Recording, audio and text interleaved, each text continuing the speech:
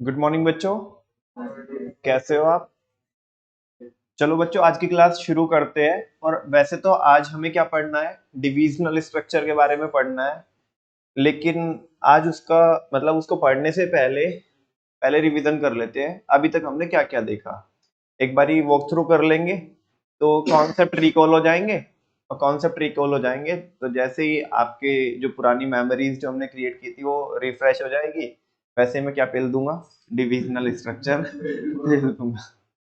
ठीक है, चलो बात करते हैं बच्चों किसकी, ऑर्गेनाइजिंग की। और टैगलाइन से ही शुरू करते हैं। Planning without action and action without planning both will provide failure. काम किया बिना सोचे समझे किया, मतलब प्लानिंग कर ली आपने, नहीं उल्टा बोला मैंने, पहले इसके हिसाब से बोलता हूँ। प्लानिंग विदाउट एक्शन, प्लानिंग ही की आपने लेकिन एक्शन नहीं किया। और एक्शन किया लेकिन बिना सोचे समझे किया, बिना प्लानिंग के किया, तो दोनों ही सिचुएशन आपको क्या देने वाली है, फेलियर देने वाली है। बात करते हैं बच्चों थोड़ा इसकी भूमिका की। तो ये चैप्टर बोल रहा है कि मतलब यहाँ पे इसने बताया कि जो ऑर्गेनाइजिंग चैप्टर है या ये जो फंक्शन है मैनेजमेंट का, ये काफी इंपॉर्टेंट है आफ्टर प्लानिंग, है ना। और जैसे कि हमने ऊपर भी देखा कि प्लानिंग करने के बाद इसको परफॉर्म करना हमारे लिए क्या हो जाता है, जरूरी हो जाता है। अदरवाइज प्लानिंग करने का भी कोई मतलब नहीं होता। ठीक है। और हमें अपने ऑर्गेनाइजेशन की जो एक्टिविटीज है उन्हें इस तरीके से क्या करनी चाहिए, ऑर्गेनाइज करनी चाहिए, ताकि हमारे जो प्लान्स है, जो हमने प्लानिंग में क्या किए, प्लान बनाए हैं, वो हमारे सक्सेसफुली क्या हो सके बच्चों, इम्प्लीमेंट हो सके। बात करते हैं ऑर्गेनाइजिंग की। ऑर्गेनाइजिंग की थर्ड डेफिनेशन की बात करेंगे, जो मैंने आपको सबसे पहले बताई थी। ठीक है ना। ऑर्गेनाइजिंग क्या होती है, एक प्रोसेस होती है। It is a process of identifying and grouping the activities of an enterprise and assign each group to a manager with necessary authority and establishing authority relation among them। समझा कुछ भी नहीं रहा हूँ, जस्ट क्या करा रहा हूँ, रिकॉल करा रहा हूँ। आपके मन में आ रहा है मैंने क्या बोला, ठीक है ना। जस्ट ये तो याद तो आ रहा है ना कि हाँ हमने ऐसा कुछ करके पढ़ा है, ऐसा तो नहीं कि बिल्कुल भी याद ही नहीं आ रहा है। चलो नेक्स्ट देखते हैं, सेकंड वाली बच्चों क्या है।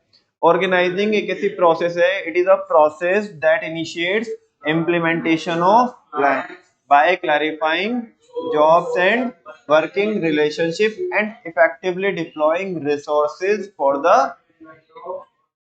ऑर्गेनाइजेशनल ऑब्जेक्टिव्स या गोल्स। ठीक है। फर्स्ट की बात करते हैं। Organizing is the process of coordinating human efforts, assembling resources and integrating both for the achievement of organizational objectives या goals। ठीक है ना। फाइनली हम बोल सकते हैं कि ऑर्गेनाइजिंग एक ऐसा जरिया है ताकि हम क्या कर सके, अपने प्लान्स को एक्शन में कन्वर्ट कर सके, अपने सपनों को हकीकत में कन्वर्ट करने का जरिया एक कौन है, ऑर्गेनाइजिंग। कौन है, थोड़ा पार्टिसिपेट करो। ऑर्गेनाइजिंग फंक्शन को अगर हम क्या करते हैं, परफॉर्म करते हैं, तो आउटकम में हमें क्या मिलता है, ऑर्गेनाइजेशनल स्ट्रक्चर। क्या मिलता है, आजकल हम ये टॉपिक पढ़ रहे हैं। दो तरह की स्ट्रक्चर होती है, एक मैं आपको फुल फ्लेज पढ़ा चुका हूँ, दूसरे के बारे में बता चुका हूँ, आज पढ़ाना है उसको। बात करते हैं उसके पहले steps in the process of organizing. Organizing process कैसे कैसे है, उसमें कौन कौन से स्टेप हम परफॉर्म करते हैं। फर्स्ट ऑफ ऑल बच्चों, we have to identify and divide the work. ठीक है ना। तो पहली हेडिंग है identification and division of work. काम को आइडेंटिफाई करने के बाद और उसको डिवाइड करने के बाद देन हम क्या करते हैं बच्चों, डिपार्टमेंटलाइजेशन, या जिसको क्या बोलते हैं, डिपार्टमेंटेशन भी बोलते हैं, माने ग्रुपिंग ऑफ एक्टिविटीज। क्या बोलते हैं, ग्रुपिंग ऑफ एक्टिविटीज। ठीक है ना। सिमिलर नेचर की एक्टिविटीज को एक जगह रखते हैं कि अलग अलग जो अनरिलेटेड एक्टिविटीज होती है, जो सिमिलर नेचर की एक्टिविटीज है उन्हें क्या करते हैं, हम ग्रुप करते हैं। उसी प्रोसेस को बोलते हैं डिपार्टमेंटलाइजेशन। नेक्स्ट है बच्चों, जब भी हमने डिपार्टमेंट क्या कर दिए, बना दिए, अब वो जो डिपार्टमेंट है वो किसी एक बंदे को सौंपने की बारी आई है। ठीक है ना। तीसरा है असाइनमेंट ऑफ ड्यूटीज, है ना, कि वही तो रेस्पॉन्सिबल बंदा हम क्या करेंगे, अपॉइंट करेंगे, हायर करेंगे हर एक फंक्शन के लिए, उसे बोलते हैं assignment of duties. Finally establishing reporting relation. अब ये बताएंगे कि भाई तेरे को ये काम तो मिला है, लेकिन तेरे को ये काम करके इस बंदे को क्या करनी है, रिपोर्ट करनी है बेसिकली, और तू इसको ऑर्डर दे सकता है। तो ये पूरी चेन क्रिएट करते हैं हम, इसको बोलते हैं सुपीरियर एंड सबऑर्डिनेट रिलेशनशिप। क्या बोलते हैं, सुपीरियर एंड सबऑर्डिनेट। तो वो एस्टैब्लिश करते हैं हम यहाँ पे कि इसमें ये बताते हैं कि कौन किससे ऑर्डर लेगा, किसको ऑर्डर देगा, किसको रिपोर्ट करेगा, किसके पास पावर ज्यादा है, किसके पास कम है, माने फाइनली कौन सुपीरियर है, कौन सबऑर्डिनेट है। बच्चों बात करते हैं सेकंड टॉपिक की, इसी चैप्टर के मतलब ऑर्गेनाइजिंग के सेकंड टॉपिक की, इंपॉर्टेंस ऑफ ऑर्गेनाइजिंग। क्यों कर रहे हैं हम ऑर्गेनाइजिंग, जरूरत क्या है ऑर्गेनाइजिंग को करने की? पहला, इफेक्टिव एडमिनिस्ट्रेशन। अगर सारे हम एक साथ बोले तो क्या बोलेंगे? ए रोज डीपी चेंज करता है, A rose DP change. A for administration, effective administration, यानी कि जब हम चीजों को डिवाइड करके, जितनी भी एक्टिविटीज है पूरे ऑर्गेनाइजेशन की, उनको डिवाइड करेंगे आइडेंटिफाई करके, देन उन्हें क्या करेंगे हम? ग्रुप करेंगे, उन्हें असाइन करेंगे और फाइनली क्या करेंगे? रिपोर्टिंग रिलेशनशिप एस्टैब्लिश करेंगे। तो बच्चों चीजें जितनी भी एक्टिविटीज चल रही है पूरे ऑर्गेनाइजेशन के अंदर, वो हमारे कंट्रोल में रहने वाली है, ठीक है ना। उनको हम अच्छे से क्या कर सकते हैं? मॉनिटर कर सकते हैं, बिकॉज वो हमारे कंट्रोल में है। तो जो ओवरऑल ऑर्गेनाइजेशन के अंदर जो एडमिनिस्ट्रेशन है वो बराबर रहता है, ठीक है ना। अच्छा, ए रोज, आर फॉर रिलेशनशिप। कौन से रिलेशनशिप?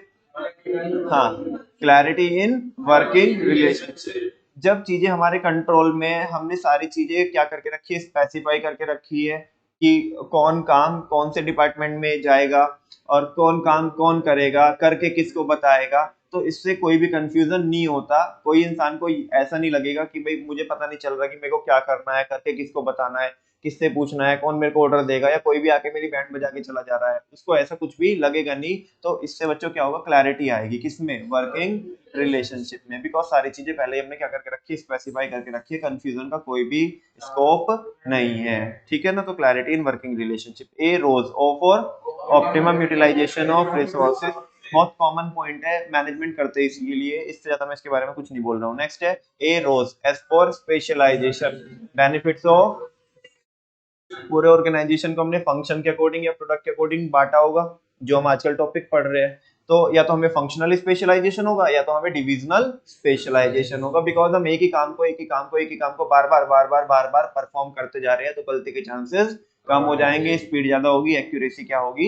ज्यादा होगी। तो स्पेशलाइजेशन का बेनिफिट मिलेगा। ए रोज, एस हो गया, E for expansion and growth. Expansion and growth, अगर बच्चों हमें कोई नए प्रोडक्ट को ऐड करना है या कुछ नई पोजीशंस क्या करनी है? ऐड ऑन करनी है, तो without change in existing structure we can add the next one. हम क्या कर सकते हैं? एक नेक्स्ट स्ट्रक्चर क्या कर सकते हैं? ऐड ऑन कर सकते हैं। उस केस वो किस केस में करेंगे? डिविजनल के केस में।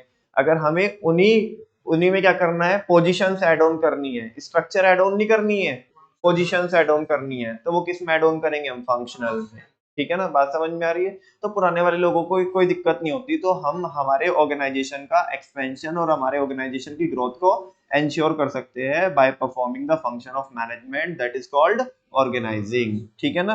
नेक्स्ट है बच्चों development of personnel. A rose DP change करता है। वापस से ऊपर की हेडिंग्स बोलो। A for administration, effective administration. R for relationship, clarity in working relationship. O for, S for benefits of specialization, and E for expansion and growth. A rose DP change करता है। DP बोले तो development of parts, because यहाँ पे concept use होता है, एक या दो कॉन्सेप्ट यूज होते हैं, है ना। या तो कंपनी की पॉलिसी रहेगी डिसेंट्रलाइजेशन की, या हम अपने पर्सनल लेवल पे क्या भी कर सकते हैं? डेलीगेशन भी कर सकते हैं। तो ऐसे में हमारे सबऑर्डिनेट्स को वो काम करने का मौका मिलता है जो हमारे सीनियर लोग कर रहे होते हैं, सुपीरियर लोग कर रहे होते हैं। तो ऐसे में उनका क्या होता है? डेवलपमेंट होता है, उनके करियर में ग्रोथ होती है, ठीक है ना। तो A rose DP change change change change, helps in change या हेल्प टू चेंज, ठीक है ना। हमें चेंज करने में भी क्या मिलती है? हेल्प मिलती है। वही स्ट्रक्चर वाला पॉइंट रिपीट है कि हम स्ट्रक्चर को क्या कर देंगे? मॉडिफाई कर देंगे, ठीक है ना। तो इसी के साथ साथ बच्चों हमारी क्या पूरी हो जाती है? ऑर्गेनाइजिंग की इंपॉर्टेंस पूरी हो जाती है। हाँ, फीचर्स नहीं है इसके, वो वहां पे ही उसमें बता दे डेफिनेशन में, ठीक है। नेक्स्ट है बच्चों ऑर्गेनाइजेशन स्ट्रक्चर। बच्चों ये एक फ्रेमवर्क होता है। क्या होता है? पूरा का पूरा फ्रेमवर्क होता है। उस फ्रेमवर्क के अंदर मैनेजरियल टास्क भी परफॉर्म किए जाते हैं और नॉन मैनेजरियल टास्क भी परफॉर्म किए जाते हैं। ये जो स्ट्रक्चर है पैटर्न बताती है, क्या बताती है? अथॉरिटी एंड रिस्पॉन्सिबिलिटी का, माने फाइनली कौन सुपीरियर है और कौन सबऑर्डिनेट है, इस चीज का पैटर्न ये स्ट्रक्चर से हमें पता चलता है। और ये क्या करती है? रिलेशनशिप बताती है लोगों के बीच में, वर्क के बीच में और रिसोर्सेज के बीच में, ये लिखा हुआ है, ठीक है ना। एक अच्छी ऑर्गेनाइजेशनल स्ट्रक्चर क्या होनी चाहिए बच्चों? डायनामिक होनी चाहिए, चेंजेबल होनी चाहिए, उसमें इतना स्कोप आपने छोड़ा हो कि अगर उसमें कोई पोजीशंस ऐड ऑन करनी पड़ जाए तो आप वो कर सको, ठीक है ना, ताकि हम अपने आप को क्या कर ले, एडजस्ट कर ले, चेंज कर ले as per the need of environment, जैसे भी एनवायरनमेंट की जरूरत है, ठीक है। स्ट्रक्चर की जरूरत क्यों पड़ती है? बिकॉज शुरुआत में तो एक इंसान क्या करता है, सोल प्रोप्राइटरशिप में काम करता है, तो उस केस में तो स्ट्रक्चर की जरूरत नहीं पड़ती, बिकॉज सारे डिसीजन वही लेता है ना, छोटे से छोटा डिसीजन और बड़े से, इसी को वन मैन शो बोलते हैं। लेकिन कभी ना कभी तो, है ना, और हर एक इंसान ये चाहता है, और कभी ना कभी तो जिंदगी में ग्रोथ होती है, अगर तुम ईमानदारी के साथ, नियत तुम्हारी साफ है तो तुम चल रहे हो तो ग्रोथ तो होएगी। एक टाइम ऐसा आएगा कि आपकी जो नंबर ऑफ एक्टिविटीज है और लेवल ऑफ एक्टिविटीज है वो एक आपके ना लिमिट के बाहर क्या हो जाएगी, ग्रो हो जाएगी, और कॉन्टिन्यूसली ग्रो हो ही रही होगी, तो आप सारी चीजें क्या नहीं कर सकते, मैनेज नहीं कर सकते, तो देन आपको बच्चों स्ट्रक्चर बनानी पड़ेगी कि भाई हम यहाँ पे और हमने 4 बंदे अलग अलग डिपार्टमेंट के लिए क्या कर दिए, हायर कर दिए, वो अपना अपना काम हमने उन्हें सौंपा, वो अपना अपना काम करके हमें क्या करते हैं, रिपोर्ट करते हैं कि भाई ये रिपोर्ट है आज की, ये ऐसा हुआ है या नहीं हुआ, वगैरह वगैरह, ठीक है ना। नेक्स्ट है बच्चों, ऑर्गेनाइजेशन स्ट्रक्चर को कैसे क्रिएट किया जाता है? How is organization structure created? कैसे क्रिएट किया जाता है? With the help of span of management. किसकी हेल्प से? स्पैन ऑफ मैनेजमेंट की हेल्प से किया जाता है। अब सवाल यह है कि जी स्पैन ऑफ मैनेजमेंट क्या होता है? स्पैन ऑफ मैनेजमेंट वो नंबर ऑफ एम्प्लॉइज होते हैं जिनको एक सुपीरियर इफेक्टिवली क्या कर सकता है, मैनेज। अगर ये स्पैन ऑफ मैनेजमेंट क्या होगा, वाइडर होगा, तो स्ट्रक्चर आपकी बच्चों क्या हो जाएगी, फ्लैट हो जाएगी। और अगर स्पैन ऑफ मैनेजमेंट क्या होगा, नैरो होगा, तो स्ट्रक्चर टॉल हो जाएगी। ये सारे बच्चों को समझ में आता है, ठीक है ना, ये हो गया बच्चों। अच्छा, इससे हिरार्किकल लेवल पता चलते हैं स्पैन ऑफ मैनेजमेंट से, कि कितने ऑर्गेनाइजेशन की जो हिरार्की है उसमें लेवल्स कितने होंगे, है ना, और वो लेवल्स फ्लैट तरीके से चल रहे हैं, मतलब हॉरिजॉन्टली चल रहे हैं या वर्टिकली चल रहे हैं, तो इससे ये सारी चीजें पता चलती है। अगर बच्चों बात करें किसकी, स्पैन ऑफ कंट्रोल की, तो स्पैन ऑफ कंट्रोल में एक थिन लाइन डिफरेंस होता है। स्पैन ऑफ मैनेजमेंट बोलता है कि एक सुपीरियर कितने लोगों को इफेक्टिवली संभाल सकता है, जबकि स्पैन ऑफ कंट्रोल क्या होता है बच्चों, एक सुपरवाइजर कितने लोगों को अच्छे से संभाल सकता है। तो इन दोनों कॉन्सेप्ट के बेसिस पे मैं क्या ये बोल सकता हूँ कि जो स्ट्रक्चर का जो अपर पोर्शन है वो तो स्पैन ऑफ कंट्रोल से बनता है। हाँ बोलो। स्पैन ऑफ मैनेजमेंट से बनता है, तो फिर स्पैन ऑफ कंट्रोल से क्या बनता है, जो निचला स्तर होता है, जो नीचे की जो पोजीशंस होती है। बिकॉज स्पैन ऑफ कंट्रोल और स्पैन ऑफ मैनेजमेंट में फर्क केवल किसका है, वहां पे तो जनरली वो बोल रहे हैं कि सुपीरियर कितने लोगों को मैनेज कर सकता है, यहाँ पे बोल रहा है सुपरवाइजर। और सुपरवाइजर सारे बच्चों को पता है लोअर लेवल में आता है, और वो किससे डील करता है, वर्कर से। तो निचला जो स्तर है वो स्ट्रक्चर का किससे बनता है, स्पैन ऑफ कंट्रोल से बनता है, ठीक है ना। बात करते हैं ऑर्गेनाइजेशन स्ट्रक्चर कितने टाइप की होती है बच्चों, 2 टाइप की होती है, एक फंक्शनल स्ट्रक्चर और दूसरी डिविजनल स्ट्रक्चर। फंक्शनल स्ट्रक्चर क्या होती है, जब हम अपने ऑर्गेनाइजेशन को मेजर फंक्शंस के अकॉर्डिंग डिवाइड कर देते हैं जो हम परफॉर्म कर रहे होते हैं या हमें करने होते हैं।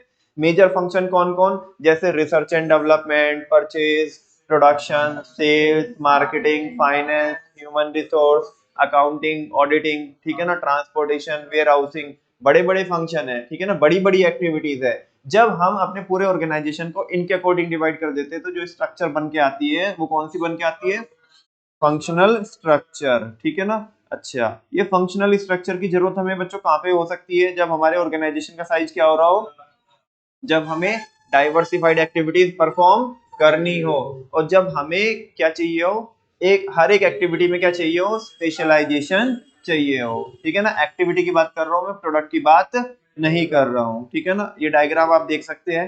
नेक्स्ट टॉपिक है बच्चों, advantage of functional structure. Specialized CID training can develop attention. Specialized CID training can develop attention. अच्छा, स्पेशलाइज्ड, फंक्शनल, स्पेशलाइजेशन। स्पेशलाइज्ड बोले तो स्पेशलाइजेशन, और स्पेशलाइजेशन किस में मिलता है हमें, फंक्शनल। यानी कि फंक्शंस में, अलग अलग फंक्शन में, बिकॉज एक बंदा ही तो है जो पूरे डिपार्टमेंट को संभाल रहा है, एक, और उस डिपार्टमेंट के अंदर एक ही जैसी एक्टिविटी है, सिमिलर एक्टिविटीज है। तो हमें क्या हो जाता है बच्चों, फायदा ये है कि फंक्शनल स्पेशलाइजेशन हो जाता है, एक एक डिपार्टमेंट में हमें स्पेशलाइजेशन हो जाता है। Specialized CID, C for control, effective control and coordination. बच्चों एक डिपार्टमेंट के अंदर एक ही जैसे काम हो रहा है, उसके लिए हमने जो लोग हायर किए हैं वो एक ही जैसे किए हैं, जिनको कॉमन, जिनके पास कॉमन सेट ऑफ स्किल है ना। अगर परचेज की मैं बात कर रहा हूं तो वो परचेजिंग में ही क्या है, उनको परफॉर्म करना आता है परचेजिंग की एक्टिविटी। अगर मार्केटिंग की बात कर रहा हूं तो उनको मार्केटिंग की एक्टिविटीज ही परफॉर्म करनी आती है। तो बच्चों with in the department, with in the department हमें क्या होगा, बोलो ना, स्पेशलाइजेशन तो होगा, with in the department control करना और कोऑर्डिनेशन बनाना क्या होगा, इफेक्टिव होगा। बात समझ में आ रही है? अच्छा, जैसे कि बच्चों अभी काफी टाइम हो गया बेटा, आपको 5-5 6-6 महीने हो गए और कुछ बच्चों को 1.5-1.5 साल हो गया, ठीक है ना। आपको समझो ये हमारा डिपार्टमेंट है, क्या है, डिपार्टमेंट है, सबको इसकी वर्किंग समझ में आती कि नहीं आती है? हाँ, यहाँ पे कि किस तरीके से काम चल रहा है, तो कंट्रोल बनाना और कोऑर्डिनेशन बनाना बड़ा क्या हो जाता है, इजी हो जाता है। अब लेट सपोज इसमें हम कुछ नए बच्चे डालें, है ना, तो शायद हमें कुछ ज्यादा क्या बनाने लगाने पड़ेंगे, एफर्ट्स लगाने पड़ेंगे, बिकॉज हमें उन्हें क्या करना है, अलाइन करना है ना। पुराने वालों को थोड़ा ऐसा लग सकता है कि चीजें क्या हो रही है, रिपीट हो रही है, लेकिन है ना, बिकॉज तुमने तो ऑलरेडी पढ़ी है, तुम्हें सारी चीजें वो पता है, लेकिन नए वालों को पता नहीं है, उनको तुम्हें क्या करना पड़ेगा, अलाइन करना पड़ेगा। तो उस केस में हमें ज्यादा एफर्ट डालने पड़ेंगे, ठीक है ना। लेकिन अगर हम एक ही जैसी एक्टिविटीज परफॉर्म करते जा रहे हैं कॉन्स्टेंटली, एक ही ट्रैक पे चलते जा रहे हैं, तो यहाँ पे इन पूरी की पूरी टीम को और पूरी की पूरी टीम की एक्टिविटीज को एक तो क्या करना, कोऑर्डिनेट करना, और उनको क्या करना, कंट्रोल करना, बड़ा क्या हो जाता है, इजी हो जाता है। वही बोल रहा है। नेक्स्ट है specialized C I, I for improve efficiency. और बच्चों जब हम चीजों को कंट्रोल कर सकते हैं, बेहतर कोऑर्डिनेशन बना सकते हैं, क्या हमारी जो एफिशिएंसी है, जो प्रोडक्टिविटी है हमारी, वो इम्प्रूव नहीं होएगी, बिल्कुल इंप्रूव होएगी, ठीक है ना। Specialized C I D, D for avoid duplication. हमने एक्टिविटीज को ग्रुप किया, एक बंदे को सौंप दिया, और वो रेस्पॉन्सिबल है उन्हीं को करने के लिए, बाकी किसी को ध्यान नहीं देने का, ठीक है ना। तो वो अपना काम करेगा, दूसरा बंदा अपना काम करेगा, तीसरा बंदा अपना काम करेगा, तो एक एक काम दोबारा दोबारा होने के कोई भी यहाँ पे चांस नहीं है, कोई भी स्कोप नहीं है। तो इससे डुप्लीकेशन को अवॉइड किया जा सकता है। Specialized CID, training training training training, ease in training, ठीक है ना। ट्रेनिंग देना क्या होगा, इजी होगा, ठीक है ना। एक ही डिपार्टमेंट के अंदर एक ही जैसे लोग हैं, एक ही एक्टिविटी को वो परफॉर्म कर रहे हैं, मतलब एक से मतलब है सिमिलर एक्टिविटीज ही वो क्या कर रहे हैं, परफॉर्म कर रहे हैं। जब भी हमें उसमें अपडेशन की जरूरत पड़ेगी तो उन इंसानों को हम अच्छे से क्या दे सकते हैं, ट्रेनिंग दे सकते हैं, विदाउट एनी अनड्यू डिफिकल्टी, बिना किसी डिफिकल्टी के, बिकॉज वो लोग समझते हैं, ठीक है ना। एक ही लोग है ना, मतलब एक ही टाइप के लोग है ना, वो एक ही फंक्शन को परफॉर्म करने वाले बंदे हैं ना उस डिपार्टमेंट के अंदर। ऐसा तो नहीं है ना कि भाई प्रोडक्शन डिपार्टमेंट में मार्केटिंग के बंदे घुसा घुसे, मतलब हमने यहाँ पे घुसा दिए, और ऐसे में क्या हो रहा है, फिर हम ट्रेनिंग दे रहे हैं किसकी, मार्केटिंग की, प्रोडक्शन वाले बोल रहे चल क्या रहा है। ऐसा तो नहीं है ना भाई, प्रोडक्शन बिल्कुल अलग है, मार्केटिंग अलग है, सेल्स अलग है, तो ट्रेनिंग देना क्या होगा, इजी होगा, because limited set of skill के बंदे अवेलेबल है एक डिपार्टमेंट के अंदर, ठीक है ना। Specialized C I D, D for हो गया, ट्रेनिंग हो गया। Specialized CID training can develop attention proper. हर एक बंदा अपने अपने डिपार्टमेंट को क्या करेगा, अपने अपने डिपार्टमेंट की केयर करेगा, उसके ऑब्जेक्टिव के बारे में सोचेगा, समझेगा, परफॉर्म करेगा, है ना। दूसरे से हमारा कोई मतलब नहीं है, तो हर एक फंक्शन को बच्चों क्या मिलेगा, प्रॉपर अटेंशन मिलेगा। क्या मिलेगा, प्रॉपर अटेंशन मिलेगा। ये हो गया, ठीक है। नेक्स्ट है बच्चों, अभी बहुत इसकी हमने फायदे फायदे की बात की, एडवांटेज की, अभी किसकी भी बात कर लेते हैं, डिसएडवांटेज की भी बात कर लेते हैं। आप पहला बताओगे कि मेरे को क्या है, कॉन्फ्लिक्ट ऑफ इंटरेस्ट। अगर मैं पूरी बात करूं तो पूरी आप एमटी कैसे बोलोगे,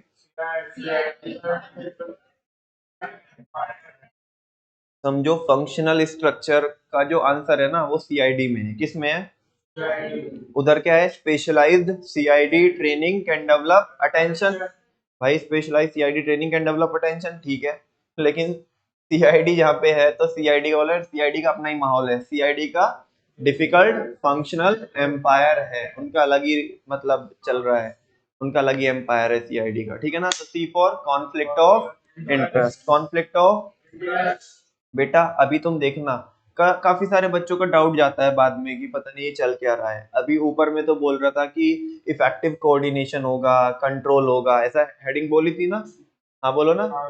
अरे दूसरी हेडिंग है भाई, है ना, क्या है, स्पेशलाइज सीआईडी का जो सी है तो वो क्या बोलता है, इफेक्टिव कंट्रोल एंड कोऑर्डिनेशन। यहाँ पे इसने पहले ही क्या बोल दिया, कॉन्फ्लिक्ट ऑफ इंटरेस्ट। नमन भैया कुछ समझते नहीं आ रहा, लास्ट क्लास में आपने पढ़ाया तो था, हमारा डाउट था ये, हमें समझा नहीं कि उधर तो उसके गुण गा रहे हैं, इधर इसको नीचे खींच रहे हैं, उधर तो बोल रहे हैं इफेक्टिव कंट्रोल एंड कोऑर्डिनेशन, इधर बोले कॉन्फ्लिक्ट ऑफ इंटरेस्ट होगा, ये तो दोनों ऑपोजिट नहीं चल रहे हैं। हाँ बेटा चल रहे हैं ऑपोजिट, उधर बोल रहे हैं कि with in the department control करना और कोऑर्डिनेशन बनाना क्या हो जाएगा यहाँ पे, लेकिन इंटर डिपार्टमेंटल की बात कर रहा है, किसकी बात कर रहा है, अबे अपने घर में तो अपने घर को तो मैं संभाल सकता हूँ, लेकिन अभी मेरे को केवल मैं आइसोलेशन में कोई ना काम करता हूँ, मेरा डिपार्टमेंट आइसोलेशन में कोई ना है ना, बाकी लोगों के साथ में रह करके भी हमें काम करना होता है। हम प्रोडक्शन वाले हैं तो परचेज वाला परचेज नहीं करके देखा तो हम प्रोडक्शन नहीं कर पाएंगे। हमारे को कनेक्शन किससे भी बना के चलने हैं, सेल्स से भी बना के चलने हैं, मार्केटिंग से भी बना के चलने हैं, सबकी एक्टिविटीज कंबाइंडली क्या होती है, परफॉर्म होती है, तो ऑर्गेनाइजेशनल ऑब्जेक्टिव अचीव होते हैं। मैं अपने घर को तो संभाल लूंगा, लेकिन जब मेरे को दूसरों के साथ डील करना पड़ेगा तो दिक्कत होती है, बिकॉज सबकी थिंकिंग क्या है, अलग अलग है, सबके ऑब्जेक्टिव अलग अलग है, मेरे को सबको साथ में लेके चलना है। तो उस टाइम पे, और सारे बच्चों को पता है ह्यूमन की नेचर क्या होती है, हाईली डायनेमिक होती है और अनप्रिडिक्टेबल होती है ना। बहुत सारे लोगों को मैनेज करना, उनके साथ में ट्यूनिंग बनाना, ट्यूनिंग सेट करना बड़ा क्या होता है, मुश्किल होता है। बच्चों आप जैसे नन्हे मुन्ने बच्चे, ठीक है ना, अपने साथ वाला एक कोई तो पार्टनर है, उसके साथ में ही क्या नहीं बना पाते, ट्यूनिंग नहीं बना पाते। लोग हॉस्टल में जाते हैं, ठीक है ना, हॉस्टल में 3 दिन में लड़के, ठीक है ना, सेपरेट सेपरेट, मतलब यहाँ पे जो ऐसे बोलते हैं ना कि हमारी 10 सालों की दोस्ती, हमारी 15 सालों की दोस्ती, हमारी 20 सालों की दोस्ती, ठीक है ना, तो मतलब 20 साल की तो तुम्हारे केस में तो नहीं होगी, लेकिन क्या है ना कि हाँ तुम्हारे नहीं, वो जो लोग एमबीए वगैरह कर रहे होते हैं तो उनके केस में हो जाता है कि हम तो बचपन से ही, हम तो नर्सरी से ही, है ना, हम तो केजी से ही साथ में पढ़ रहे हैं और हमारे ये दोस्त है ना, और भाई हमें कोई अलग नहीं कर सकता, हमारे बीच में कोई नहीं आ सकता। जब ऐसे ऐसे स्टेटस अपडेट होते हैं ना, जाके तो देखो 2 दिन हॉस्टल में, ठीक है ना, तीसरे दिन वार्डन को ये पूछ रहे होते हैं ये नया रूम कैसे मिल सकता है, उसका प्रोसीजर क्या है, ठीक है ना, 3 दिन में लड़ाई हो जाती है। होता, मैंने तो ऐसे भी देखा है कि फर्स्ट टाइम में ही जाते हैं ना, तो यहाँ से तो सेट ही करके जाते हो भाई, दोनों भाई साथ में पढ़ेंगे, मतलब लड़कों के केस में ऐसा कम होता है, लड़कियों के केस में ज्यादा होता है, दोनों बहनें साथ में पढ़ेगी, है ना, मेरी मम्मी भी इसलिए भेज रही है बिकॉज वो भी जा रही है साथ में, ठीक है ना। और पता ही चलता है कि वहां मतलब तुम हॉस्टल में अंदर घुसे नहीं, है ना, हॉस्टल से बाहर ही ये हो गया, उसकी एक की अलग ही प्लानिंग चल रही है। एक सेट ये हुआ था कि साथ में ही रूम लेंगे, कह रहे नहीं नहीं वो हो नहीं पाने का, थोड़ा सा है ना, अलग ही हो जाता तो अच्छा रहता, तो वैसे हो जाता है। तो मैं बोल रहा हूँ बच्चों, यहाँ पे हमें बहुत सारे डिपार्टमेंट को साथ में लेके चलना है, तो कॉन्फ्लिक्ट ऑफ इंटरेस्ट हो जाता है, ठीक है ना। तो ये चीज है। सी आई, आई फॉर इनफ्लेक्सिबिलिटी, एक डिपार्टमेंट के अंदर वैरायटी ऑफ लोग है, एक ही टाइप के लोग है, एक ही टाइप के लोग है। अगर मैं फाइनेंस की बात करूं तो फाइनेंस के अंदर जिनको फाइनेंस में नॉलेज है वही लोग है। तुम उन्हें अभी क्या है ना, मार्केटिंग में जरूरत है लोगों की, क्या मार्केटिंग में ट्रांसफर कर दोगे तुम, इतनी फ्लेक्सिबिलिटी है नहीं, है ना। तो ये इसका क्या हो गया बच्चों, डिमेरिट हो गया, डिसएडवांटेज हो गया, इनफ्लेक्सिबिलिटी। ऐसी कोई फ्लेक्सिबिलिटी नहीं है कि इधर के अगर इधर यहाँ पे डिपार्टमेंट में ओवर स्टाफिंग हो रखी है और कहीं पे क्या हो रखी है, अंडर स्टाफिंग हो रखी है, तो आप उनको ट्रांसफर कर पाओ, ऐसा कोई भी प्रावधान यहाँ पे नहीं होता। अभी तुम क्यों नहीं होता, अभी तुमने ऊपर नहीं बोला is in training, easy in training में क्या बोला, एक डिपार्टमेंट में एक जैसे लोग हैं उनको ट्रेनिंग देना इजी है उसी डिपार्टमेंट की, आप कैसे कर दोगे उसे, तुम दूसरे फंक्शन में शिफ्ट नहीं कर सकते, तो ये दिक्कत है, ठीक है ना। C I D, D for difficulty in coordination. अरे बच्चों यार इसकी वजह से तो ये होता है, थर्ड वाले की वजह से तो ये होता है, कोऑर्डिनेशन बिगड़ता है तो कॉन्फ्लिक्ट ऑफ इंटरेस्ट आते हैं। हाँ बोलो ना, ठीक है ना, तो ये तो मैं कवर कर चुका हूँ फर्स्ट वाले में, स्पेशल सॉरी, सीआईडी का डिफिकल्ट फंक्शनल एम्पायर है, C for conflict of interest, I for inflexibility, D for difficulty in coordination, CID का difficult difficult to hold accountable. अच्छा, अभी कुछ आपके ऑब्जेक्टिव अचीव नहीं हुए, आपके मतलब कंपनी के ऑर्गेनाइजेशनल ऑब्जेक्टिव अचीव नहीं हुए, हमने बुलाया किसको, किसी एक डिपार्टमेंट के रेस्पॉन्सिबल बंदे को बुलाया। अब वो किस पे टाल रहा है, दूसरे पे टाल रहा है ना। प्रोडक्शन वाला बोल रहा है भाई परचेज वाले ने परचेज नहीं करके दिया टाइम पे, उसको उसको पूछो, मेरी कोई गलती नहीं है। परचेज वाला बोल रहा है कि नहीं नहीं इसने इमरजेंसी में बताया था, हाँ बोलो ना, ठीक है। वो अब प्रोडक्शन वाला बोल रहा है कि नहीं नहीं हमें ये प्रोडक्शन क्या करना पड़ा, इमरजेंसी में प्लान करना पड़ा, बिकॉज हमें मार्केटिंग वाले ने बताया कि हमने क्या कर दिया, टाइम से पहले ही मार्केटिंग कैंपेन रन कर दी, जिसकी वजह से मार्केट में क्या आ गई, डिमांड आ गई, ठीक है ना। अच्छा, सेल्स वाला वो अब सेल्स वाले को बोला हमने कि भाई ये सारे बोल रहे हैं ऐसा, तो जब मार्केट में डिमांड आ भी रही थी, उसने मार्केटिंग कैंपेन चालू कर दी, तुम बेच क्यों नहीं पा रहे हो, कह रहे इन्होंने प्रोडक्ट तो देखो क्या बनाया, ठीक है ना। अब वो कह रहा है कि नहीं जी जल्दी जल्दी में ऐसे ही परचेज हुआ है, वो कह रहा है जी जल्दी जल्दी में ऐसे ही बन गया, वो कह रहा है जी जल्दी जल्दी में हमने मार्केटिंग के कैंपेन रन करे, वो कह रहा है जी बस जब ये सारा जल्दी जल्दी में काम हो रहा तो मैं बेचता क्या, है ना। इस कोई कह रहा है इससे पूछ लो, कोई कह रहा है उससे पूछ लो। तो मतलब यहाँ पे ना किसी एक पर्टिकुलर डिपार्टमेंट के बंदे को, डिपार्टमेंट की का जो कंसर्न पर्सन है, जो रिस्पॉन्सिबल पर्सन है, उसको अकाउंटेबल मतलब जिम्मेदार ठहराना क्या होगा, काफी मुश्किल होगा, लोग टालते हैं, है ना, एक दूसरे के ऊपर, मेरी कोई गलती नहीं है जी उससे पूछो, मैंने तो अपना काम बराबर किया है, ठीक है ना। तो वो होता है डिफिकल्ट टू होल्ड अकाउंटेबल, ठीक है ना। सीआईडी का डिफिकल्ट फंक्शनल एम्पायर है। यहाँ पे बच्चों क्या बन जाते हैं, फंक्शनल एम्पायर बन जाते हैं, क्या बन जाते हैं, फंक्शनल एम्पायर। मतलब क्या, की तो कंपनी, की तो कंपनी, कंपनी को हमने फंक्शंस में डिवाइड कर दिया, तो हर एक बंदा केवल उसकी, हर एक बंदे के लिए जो रिस्पॉन्सिबल बंदा है उसके लिए कंपनी उसका फंक्शन ही है, उसका डिपार्टमेंट ही क्या है, उसकी कंपनी है। उसे नहीं मतलब है भाई पूरी कंपनी में क्या चल रहा है, उसे मतलब है केवल अपने डिपार्टमेंट से। तो यहाँ पे फंक्शनल एम्पायर बन जाता है, मतलब पूरी कंपनी को तो साइड में कर दिया जाता है ना। और सुप्रीमेसी किसकी हो जाती है, डिपार्टमेंट्स की, किसकी हो जाती है, तो बस इनकी कंपनी, इनके डिपार्टमेंट है, पूरी कंपनी को साइड में उसके इंटरेस्ट को इग्नोर कर दिया जाता है, और किसके इंटरेस्ट प्रिवेल करा दी जाते हैं यहाँ पे, डिपार्टमेंट के, ठीक है ना। तो इस तरह की यहाँ पे बच्चों क्या होती है, दिक्कतें होती है, ठीक है। सीआईडी का डिफिकल्ट फंक्शनल एम्पायर है। देखो ना, अभी तुम बोलोगे भैया दोनों में सीआईडी है तो हमें कैसे पता पड़ेगा, बच्चों एमटी से ही पता पड़ जाएगा, सीआईडी का डिफिकल्ट फंक्शनल एम्पायर है। कैसे पता पड़ेगा, ये डिसएडवांटेज है, डिफिकल्ट, डिफिकल्ट बोलते हैं नेगेटिव सेंस आ रही है, डिफिकल्ट है भाई डिसएडवांटेज है, ठीक है ना, ऐसे करना माइंड में सेट।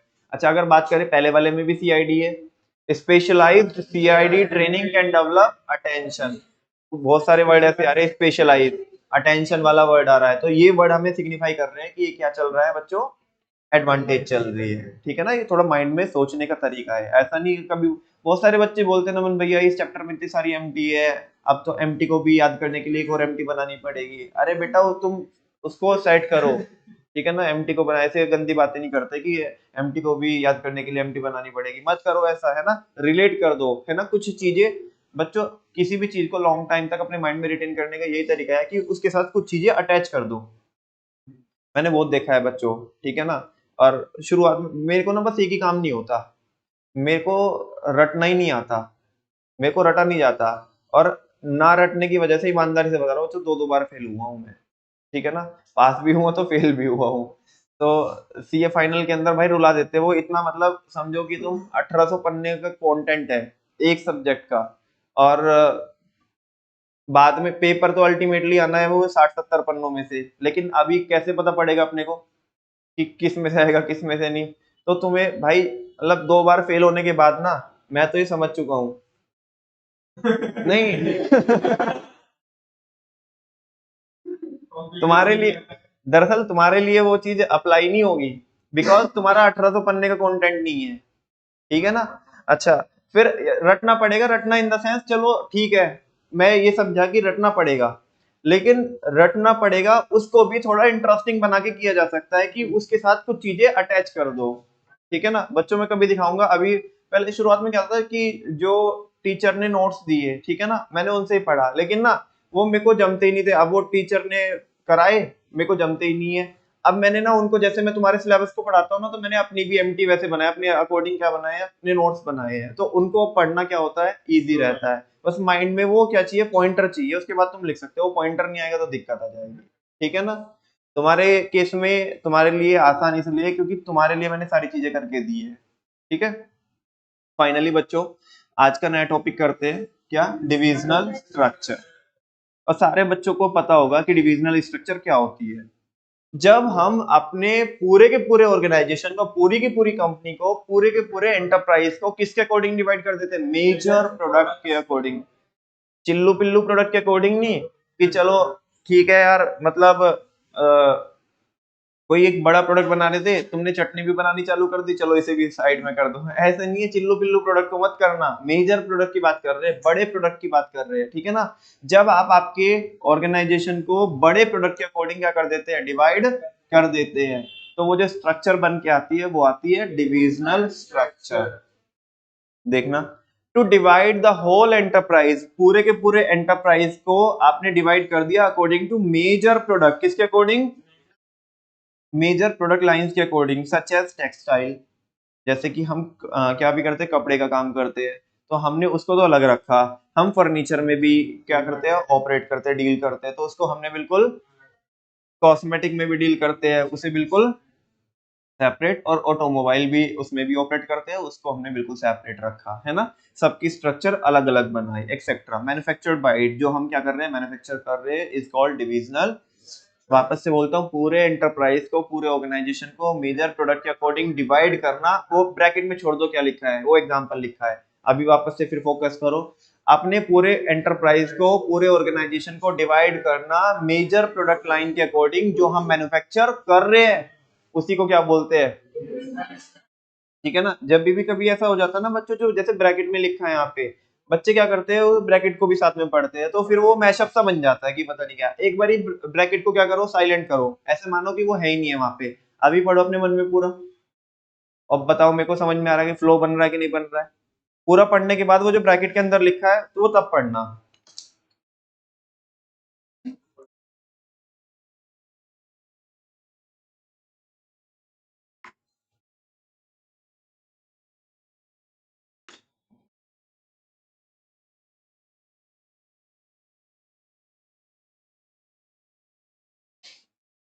आगे चल सकते हैं।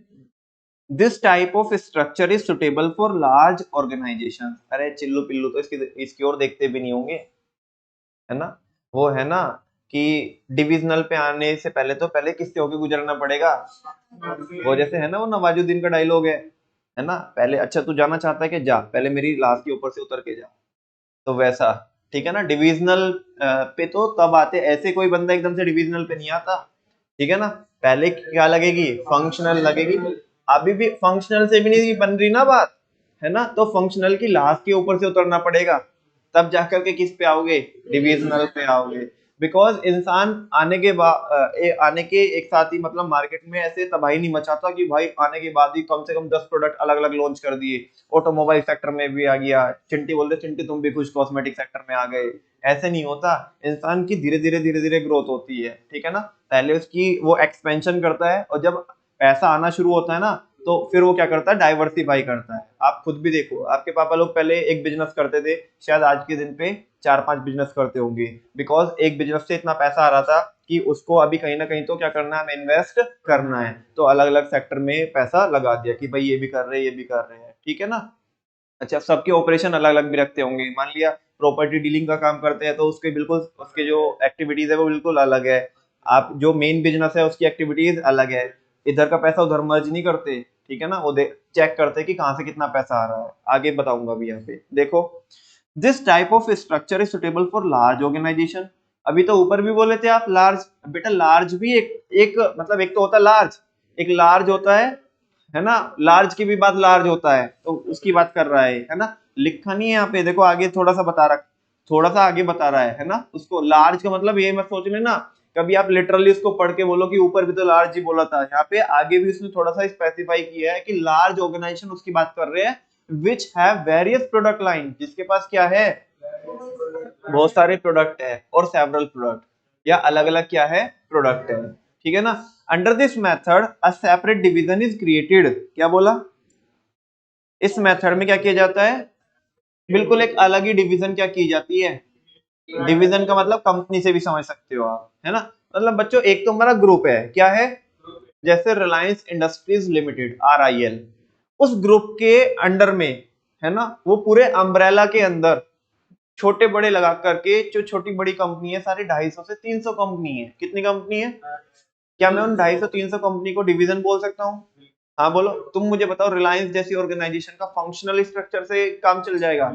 अरे वो जो परचेज मैनेजर है बावला हो जाएगा, बावला, हैंग हो जाएगा, हैंग। किस किस चीज की परचेजिंग करेगा वो? समझ में आ रही ना? एक तो कॉस्मेटिक चल रहा है, कॉस्मेटिक में चिंटी बोलती है नहीं नहीं भैया थोड़ा पिंक कलर दिखाओ ना।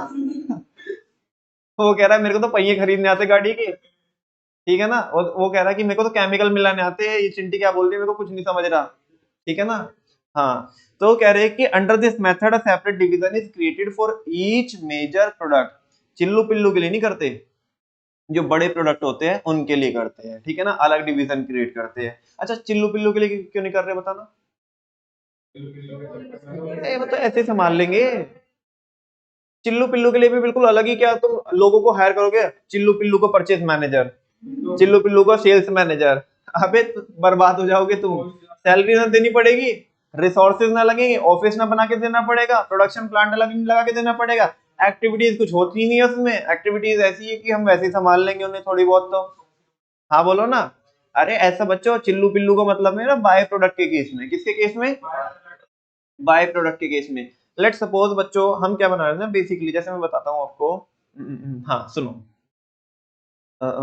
चलो इथेनॉल की बाद में बात करते हैं, लेकिन पहले एक ऐसा एग्जांपल देता हूँ जो आपको समझ में आए। हम बेसिकली जैकेट्स बनाते हैं, क्या बनाते हैं? लेदर की एग्जांपल नहीं ले रहा हूँ मैं, मेरे सुबह सुबह ऐसा गंदा एग्जांपल क्यों लेना। मतलब कोई तो वीगन वीगन लेदर की बात करते हैं, मतलब लेदर भी नहीं बोल रहा हूँ मैं, मतलब कोई तो ऐसी इंपोर्टेड शीट आती है वो लेदर से नहीं बनती है। किससे नहीं बनती है? रैक्सिन बोल दो, या बाकी आज तो मार्केट में बहुत सारे ऑप्शंस अवेलेबल है ना। अच्छा, तो हम जैकेट्स बनाते, क्या बनाते हैं? जैकेट्स बनाते हैं उनकी, है ना। और उनकी ना कटिंग्स बच जाती है बच्चों, क्या बच जाती है? ध्यान से सुनना। मतलब जब भी हम उनका वो जो साइज निकालते हैं बेसिकली, तो जो साइड की कटिंग्स होती है ना, अब ना हमारी मैनेजमेंट ने देखा, है ना, और हमारे जो ऑफिसर्स वगैरह थे, तो बेसिकली प्रोडक्शन मैनेजर था, प्रोडक्शन मैनेजर ने रिसर्च की और देखा कि यार ये जो हम रॉ मटेरियल वेस्ट कर रहे हैं ना, हम इसको भी ना, इस वेस्टफुल एक्टिविटी को भी किसमें, प्रोडक्टिव एक्टिविटी में कन्वर्ट कर सकते हैं। इससे हम पता बेसिकली क्या कर सकते हैं?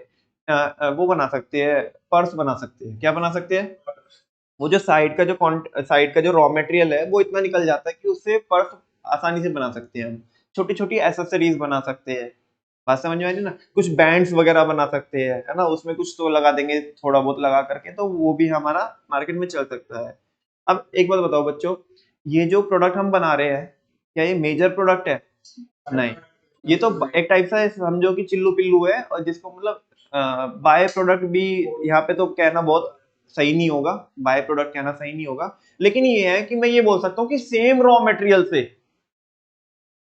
ऐसा तो नहीं है कि ये जैकेट बना रहे थे और जैकेट से हम क्या बनाने लगेंगे, वो उनका जो रॉ मटेरियल बच रहा है उससे कार बनाने लगेंगे। ऐसा तो नहीं होगा ना।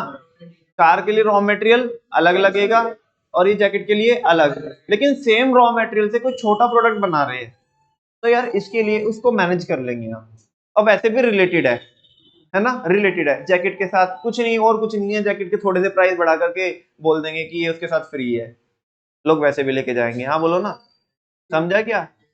इस तरह की बहुत सारी केस स्टडीज आती है। मैं हल्का सा, मैंने आप जस्ट आज शुरुआत कराई इसकी, ठीक है ना। और मतलब इसका ऐसा मत बोलना आप मैंने कोई एग्जांपल दिया तो यहाँ पे बस वही क्वेश्चन बनेगा। मैं कह रहा हूँ कि इस क्वेश्चन में से कम हजारों क्वेश्चन बन सकते हैं, और सब में वो चेंज कर देता है। आपको आपका माइंड अप्लाई करना पड़ेगा। मैं जस्ट आपको पॉइंटर्स दे सकता हूँ सोचने के लिए कि भाई ये पॉइंटर्स है, इनको कंसीडर करके आप आपका डिसीजन लोगे कि आपको फंक्शनल बनाना है कि डिविजनल बनाना है। बच्चे मेरे पास बहुत सारे क्वेश्चन लेके आते हैं, बोलते हैं कि भैया देखो तुम तो बोल रहे थे यहाँ पे फंक्शनल है, यहाँ पे डिविजनल क्यों दिया है इसने, तुम तो बोल रहे थे डिविजनल है, यहाँ पे इसने फंक्शनल क्यों दिया। बेटा केवल एक वर्ड से आंसर नहीं आएगा, यहाँ पे आपको मल्टीपल फैक्टर देखने होंगे, तो जस्ट मैंने एक फैक्टर बताया आपको कि सेम रॉ मटेरियल से, ठीक है ना। अब एक बच्चा बोलता है कि कभी तो तुम बोलते हो कि जब प्रोडक्ट के अकॉर्डिंग हम डिवाइड करते हैं तो वो होती है डिविजनल स्ट्रक्चर। कौन सी होती है? डिविजनल। अभी तुम बोले इस केस में जो तुमने जैकेट वाला एग्जांपल दिया, इसमें तुम बोले कि फंक्शनल से काम चल जाएगा, है ना। हमारे को तो समझ में नहीं आ रहा। अरे बेटा मेजर प्रोडक्ट नहीं है वो, एक तो चिल्लू पिल्लू प्रोडक्ट है, और दूसरी बात चलो चिल्लू पिल्लू है भी, है ना, उसमें क्वेश्चन में बताएगा ये जो चिल्लू पिल्लू प्रोडक्ट है इसकी सेल्स इतनी ज्यादा नहीं है, इसकी नंबर ऑफ एक्टिविटीज क्या है, कम है। आप प्रैक्टिकली सोचो, इसकी नंबर ऑफ एक्टिविटीज क्या है, कम है तो मैनेजेबल है तो कर लेंगे मैनेज। ऐसे नहीं बनाते बिल्कुल अलग डिवीजन, पैसा लगता है भाई, फ्री फंड में कोई ना होता है ना। अल्टीमेटली तुम अपने आप को बर्बाद करने के लिए धंधा कर रहे हो, अपने आप को आबाद करने के लिए।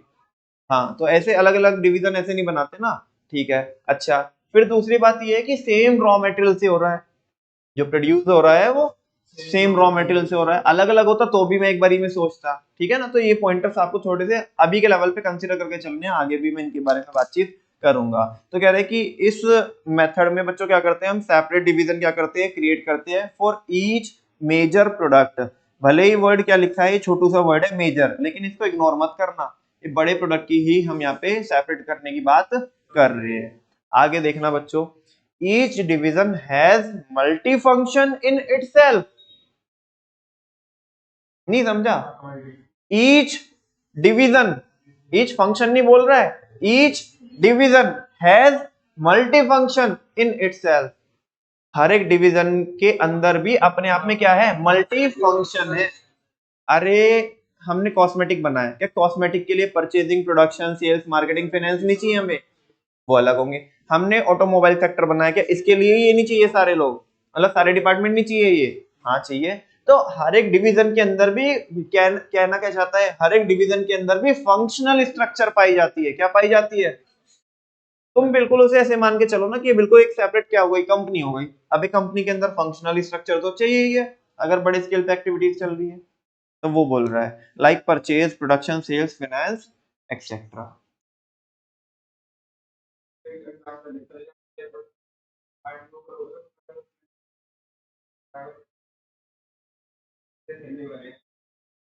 हम्म समझ गया।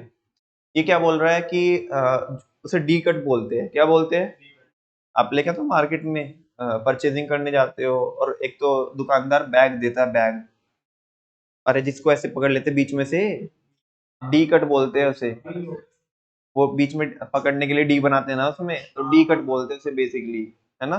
मार्केट में जब भी उसकी प्रिंटिंग होती है ना, प्रिंटिंग कराते हैं, तो ऐसे नहीं बोलते कि हमें भाई कैरी बैग, कैरी बैग नहीं बोलते, कैरी बैग तो होता है जिसमें हैंडल होता है, ठीक है ना। लेकिन ये जो बैग है, इसको मार्केट में बोलते हैं डी कट। क्या बोलते हैं, डी कट, ठीक है ना। अब वो डी कट जो बनता है, वो बीच में उसमें से उन्हें क्या करते हैं, उसमें वो डी बनाते हैं ना, तो वो कपड़े का वो निकलता है, उसमें से वो डी निकलता है ना। वो डी से भी क्या, उसको डी को भी हम क्या कर सकते हैं, यूज कर सकते हैं। और आपने देखा पार्टी बम आते हैं, है ना, अरे वो तुमने छुटाया था यहाँ पे, हाँ, तो वो पार्टी बम आते हैं ना, तो वो उसमें डाल देते हैं उनकी कटिंग कटिंग करके। अब बताओ, इसके लिए सेपरेट डिवीजन बनाए हम, नहीं, इसमें चल जाएगा काम। हालांकि देखो, तुम देखोगे पार्टी बम बिल्कुल अलग है, डी कट बिल्कुल अलग है। अब एक बच्चा बोलेगा यार भैया हम कैसे बच्चों बिल्कुल ये सब्जेक्टिव मैटर है। कैसा मैटर है, अब तुम्हें क्या लग रहा है ये इतना बड़ा, अच्छा अभी मान लो ये जो पार्टी बम बनाने वाली कंपनी है, ये इतनी बड़ी कंपनी है भाई, इसके ऑपरेशन, वो ऐसे बोले ये कंपनी एक्सपोर्ट भी करती है। क्या करती है, एक्सपोर्ट भी करती है, पूरे भारत में ऑपरेशन है, ब्रांड वैल्यू है भाई, ब्रांड वैल्यू। अब इस तरह के भारी भरकम शब्द यूज कर देगा कि एक्सपोर्ट भी करते हैं, ब्रांड वैल्यू है, तो अब नहीं बनेगी बात, किससे, आप चिल्लू पिल्लू मानोगे इसे। भाई जब ब्रांड वैल्यू है तो बिल्कुल ऑल टुगेदर सेपरेट चाहिए आपको, समझ में आ रहा है ना। तो जस्ट ये बिल्कुल सब्जेक्टिव मैटर है। कोई बच्चा मेरे को ये बोले कि आज ही बता दो कि इसका आंसर, इन केस स्टडी का आंसर आज ही बता दो कि कैसे कैसे आएगा, मतलब कैसे क्या, कि कौन सा आंसर होगा किस केस में, नहीं बता सकते। वो आपको देखना पड़ेगा कि इसने वर्ड्स क्या डाले हैं, उसके बेसिस पे आपको ऑन द स्पॉट आंसर करना होगा। हाँ, मैं आपको पॉइंटर बता सकता हूँ कि हल्का सा इस तरह का डिस्कशन कर सकते हैं जैसा हम अभी कर रहे हैं, ठीक है। आगे बच्चों, each division works as a profit centre. ध्यान से सुनना, हर एक डिवीजन कैसे वर्क करती है, प्रॉफिट सेंटर। क्यों करती है, प्रॉफिट सेंटर के जैसा वर्क क्यों करती है, अरे बिल्कुल अलग अलग प्रोडक्ट है ना। अब उससे क्या आ रहे हैं हमें, अलग अलग क्या आ रहा है, प्रॉफिट आ रहा है। ये बच्चा है, इससे प्रॉफिट आ रहा है, ये बच्चा है, इससे प्रॉफिट, तो ये प्रॉफिट सेंटर है। क्या है, अगर कोई बंदा ही बोलता है भाई हमारा बहुत डाइवर्सिफाइड बिजनेस है, कम से कम 50 तो प्रॉफिट सेंटर है हमारे, अगर कोई ऐसा बोलता है तो तुम बता सकते हो क्या बोल रहा है, क्या बोला, 50 डिवीजन है हमारी, 50 अलग अलग प्रोडक्ट सेगमेंट में हम क्या कर रहे हैं, अलग अलग सेगमेंट में हम डील करते हैं, ठीक है ना। वैसा तो कह रहे कि each division work as a profit centre. हर एक डिवीजन किसके जैसा एक्ट करती है, प्रॉफिट सेंटर के जैसा एक्ट करती है, where the divisional heads are responsible for the profit और लॉस ऑफ देयर डिवीजन। बच्चों इसके बारे में आज ज्यादा नहीं बोल रहा हूँ, बहुत मेरे को ये लाइन को बहुत गहराई से समझाना है आपको, टाइम आपका हो चुका है तो इसको हम कल देखेंगे, ठीक है ना। कि वो बोल रहे हैं ना कि ये तो मैंने बता दिया आपको, इतना वाला पोर्शन तो बता दिया, इसमें तो कुछ नहीं है कि हर एक डिवीजन किसके जैसा काम करती है, इसको बहुत डिटेल में समझाना है। Where the divisional heads are responsible for the profit and loss of their division, ठीक है। जहाँ पे इंग्लिश की हिंदी करनी हो तो अभी कर देता हूँ, सुन लो। समझाने के लिए तो प्रॉपर कम से कम 15 मिनट चाहिए इसको। कह रहे कि हर एक डिवीजन प्रॉफिट सेंटर के जैसा काम करती है, जहाँ पे जो हर एक डिविजनल हेड होता है ना, डिविजनल हेड, फंक्शनल हेड नहीं, divisional heads are responsible, divisional head responsible होते हैं फॉर द प्रॉफिट और लॉस ऑफ देयर डिवीजन, कि उनकी डिवीजन को प्रॉफिट आ रहा है या लॉस आ रहा है उसके लिए कौन रेस्पॉन्सिबल है, फंक्शनल हेड नहीं डिविजनल, ठीक है ना। अरे वो हमारे एग्जांपल में आसाराम अपने के लिए क्या है, रेस्पॉन्सिबल है, राम रहीम अपने के लिए, राखी सावंत अपने के लिए, सनी लियोनी अपनी डिवीजन के लिए वो टी शर्ट के लिए रेस्पॉन्सिबल है। हाँ, जैसे उर्फी जावेद भी रह गई, हाँ वो उसके लिए अपने रिस्पॉन्सिबल है, यस और नो, ठीक है ना। थैंक यू वेरी मच बच्चों। कल हम पढ़ेंगे, एक तो ये लाइन पढ़ाऊंगा मैं आपको, इसके बारे में डिटेल में बताऊंगा, और सुटेबिलिटी देखेंगे, स्ट्रक्चर हमारी ये डायग्राम आज ही देख लो इसका। बताना वो वाली जो लाइन थी ना, each division has multi function in itself, इस डायग्राम में दिख रहा है क्या आपको, कहाँ पे दिख रहा है अरे भैया सारा पूरी स्क्रीन पे डायग्राम लगा हुआ है, ये नहीं दिखेगा तो और क्या दिखेगा, तुम देखो ना सब में रिपीट चल रहा है। टी शर्ट के लिए रिसर्च एंड डेवलपमेंट मैनेजर अलग है क्या भैया, टी शर्ट के लिए भी रिसर्च एंड डेवलपमेंट मैनेजर होगा, हाँ भाई क्यों नहीं होगा। लोग कैसी ओवर साइज पसंद कर रहे हैं, स्किनी फिट पसंद कर रहे हैं, ठीक है ना। अब वो लोगों का रहता है अपना अपना, फाइनेंस परचेज प्रोडक्शन सब अलग होगा, ऐसे ज्यादा मत बताओ से। इधर देखो बैग में भी ऐसे ही और शूज में भी ऐसे ही, ठीक है ना। तो पूरा ये ऊपर कौन है, एमडी कौन है, ठीक है, ये रहा। बस कल ये वाला पोर्शन देखेंगे, और कल एक नया टॉपिक स्टार्ट, नहीं नया तो वो होगा नहीं स्टार्ट, एडवांटेज और इसके डिसएडवांटेज भी कोशिश करूंगा कि कल हो जाए, एडवांटेज तो हो ही जाएगी कल, ठीक है ना। हाँ नोटबुक भी चेक करेंगे, हाँ हाँ जी।